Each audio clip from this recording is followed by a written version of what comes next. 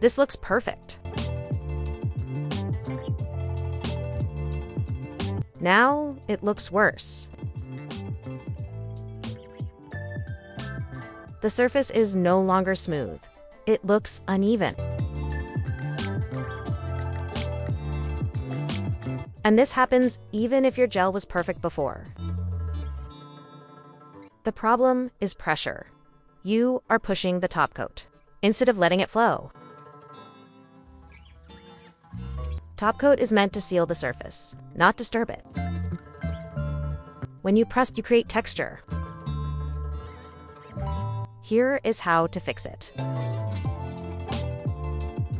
Use a light touch.